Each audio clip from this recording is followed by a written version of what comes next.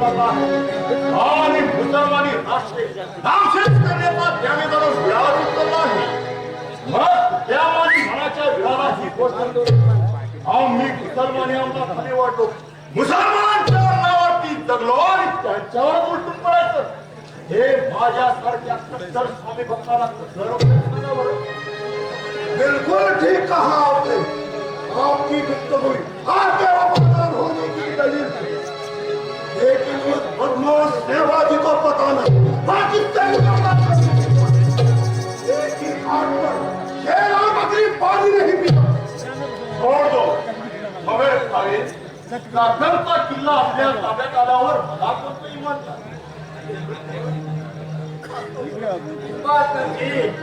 जिस चाकर किले को हमारे अमल में लाने के लिए मदद कर रहे हो वही चाकर किले का किलेदार बनाकर बादशाह के दरबार में आपका नाम रोनाक कर देंगे। जी शुक्रिया। अच्छा मैं अब जा सकता हूँ? बड़े शौक से। आपकी मुलाकात फिर अभी बंद होगी। खुदा हाफिज़। खुदा हाफिज़।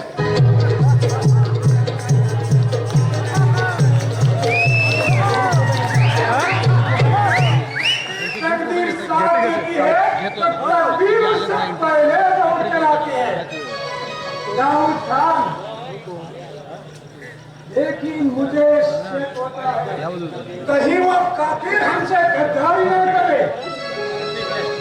जो आदमी अपनी कौम से नक्कारी कर सकता है हो सकता है उत्तर हमें भी धोखा दे। कोई फिक्र ना कीजिए, उस चालबाज काफिर पर मेरी हमेशा नजर रखेगी। और सुनो दाऊद खान, तुम वो सेवाजी के दरबार में जासूसी देश में जाकर वहां पर खलीदा उसको पेश करना और बड़ी होशियारी से उससे कोई राज मालूम करके लाना। जी हाँ, चलो जाओ।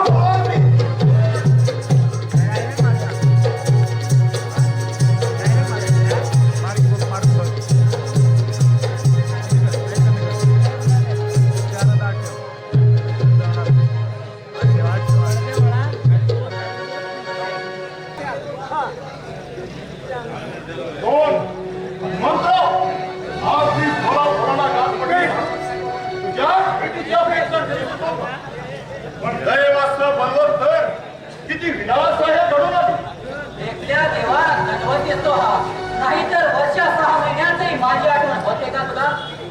अरे तुझ्यासारख्या माणसांची आठवणी व्हायची तो आमच्यासारखा असा तसा माणूस थोडीच आहेस। तू तर शिवाजीच्या दरबारातील एक बंडग्रस्त महाराजांच्या ताटाला हात लावून जेवणार। पण तुला माझा एवढा हेवा का वाटला? आपण दोघे एकाच ठिकाणी जन्मलो, खेळलो, विद्याभ्यास केला, हुशारीत माझ्यापेक्षा काकांवर सरस चूक होतात आणि आहेसही। वडिलांपर्यंत संपत्तीने तुझाच क्रमांक पहिला, इतकं असूनही तुलाच माझा हेवा का वाटावा? या सगळ्या गोष्टी तरी सत्य असल्या तरी आज तू महामराजाच्या शिखरावर विराजमान आहेस आणि मी दुर्दैवाच्या गर्दीत उतरत चाललो आहे। तुझ्या त्या शिवाजीला अक्षरशः आमच्या हातात दीक्षेची कटोरी देण्याची वेळ आली आहे। कशी किती फुलं आहे मग या तुला दोष देण्यात तरी काय अर्थ?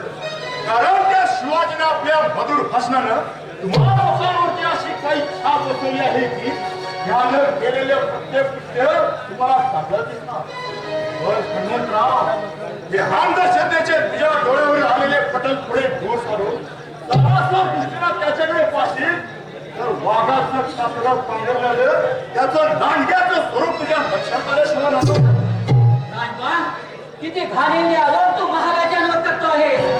तो ब्राह्मण प्रतिपालनाचं पवित्र कार्य ज्यांनी अंगीकारलं अशा नरश्रेष्ठाबद्दल असे अनुदान करतोस? अरे अरे काय ऐकतोय हे मी? मला तुझी कीव येते। अरे तुझ्यासारख्या सुज्ञ माणसांनी जिथं त्याला ओळखलं नाही तिथं या अडाणी मराठ्यांची काय करतात? हनुमंतराव हे लक्षात ठेव, जोपर्यंत तुझी श्रद्धा शिवाजीवरती 20 कायम आहे तोपर्यंत मी तुला किती उपदेश केला तरी ते उपदेश देवाचं स्वादिष्ट ठरणार आहे. पण तू महाराजांवर एवढा नाराज का आहे? त्यांनी तुझा असा कोणता गुन्हा केला आहे म्हणून तू एवढा त्यांच्याशी फटकून असतोस?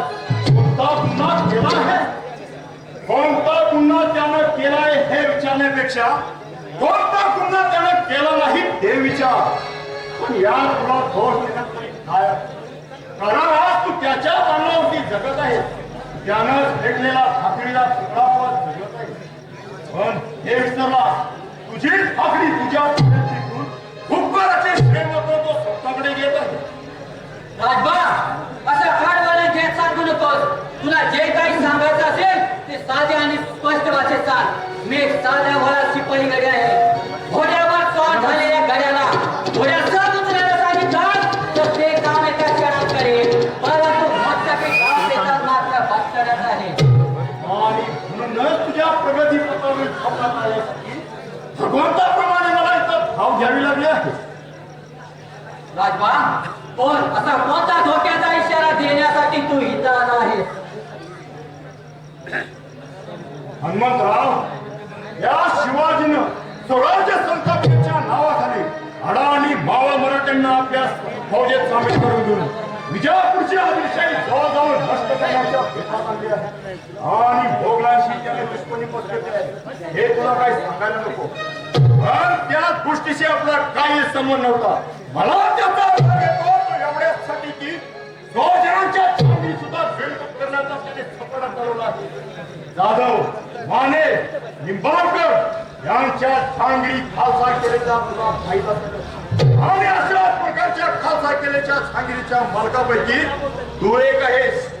पण शिवाजीवरच्या श्रद्धेपुढे तुला त्याच्या आता काहीच वाटेल झाले आहे. मग अशा वेळी तुला सावध करणे माझं कर्तव्य नाही का? राजबा, संकटाच्या वेळी जो मदत करतो तोच खरा मित्र. मी तुझा याबद्दल सदशानुगी आहे. राजबा, बोल. शिवाजी बद्दल आता कोणताही करार ऐकण्याची माझी ऐकून घेण्याचा बटनाचा दाब देत आला आहे. त्या शिवाजीवर अंधश्रद्धेचा पटलाचा दाब देत आला आहे.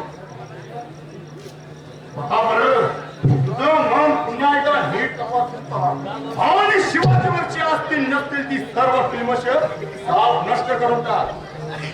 राजबा, आणखी किती हे नवशील या वाट चुकलेल्या हनुमंतरावाला तूच खरा मार्ग दाखव. केवळ मार्गच नव्हे तर हा मार्ग दाखवण्यासाठी मी इथं आलो आहे. कोणता बरं तो राजमार्ग की जेणेकरून माझा भविष्यकाळ उज्ज्वल ठरेल? बादशाची दावेदारी पत्करणे. काय? बादशाची दावेदारी? होय. तुझ्या जन्माचे सार्थक व्हावे असे तुला वाटत असेल, कीर्तीच्या अच्युत शिखरावर विराजमान होण्याची तुझी मनीषा असेल तर बादशाची सरदारकी पत्करणे आज एक उपाय आहे. पण बादशाह मला सरदार करील का? का नाही करणार? बादशाला तू आपले कर्तृत्व दाखवला की एका क्षणात आपला सरदार बनवलास म्हणून समज. तू चलाक आहेस, शूर आहेस, हत्तीचं बळ तुझ्या अंगात आहे. एवढ्या सगळ्या गोष्टी तुझ्या जवळ असताना तुला तरी शंका का बरं यावी? यासाठी शिवाजी विरुद्ध बंड पुकारावं लागेल का? छे छे, तर मात्र काही करू नको. सध्या तू शिवाजीच्या दरबारात खाऊनच बादशाला गुप्त बातम्या पुरवण्याची कामगिरी कर. आज जवळजवळ 2 महिने शाहिस्ते खान चाकणला विडावून बसला आहे. एकदा का चाकणचा भेद आपण बादशाला दिला, एका रात्रीत आपण किती शिकावून जाऊन पोचलो म्हणून समज. शाबास राजबा, तू खरा हित चिंतक आहेस माझा. आजपर्यंत त्या कपटी शिवाजीच्या भाषणाला मी बसलो. त्याने पुढे केलेल्या भाकरीच्या तुकड्यावर स्वस्तमधून समाधान बसलो. पण ते होणे आता शक्य नाही. बस आता ठरला निश्चय. ज्या शिवाजीनं माझ्याशी कपट कारस्थान केलं त्या शिवाजीच्या गोटात राहून खानाला बातम्या पुरवण्याची कामगिरी करेन. आणि त्या शिवाजीचा सर्वनाश झालेला या उघड्या डोळ्यांनी पाहिन. त्याच वेळी माझ्या मनाचं समाधान होईल. शाबास हनुमंतराव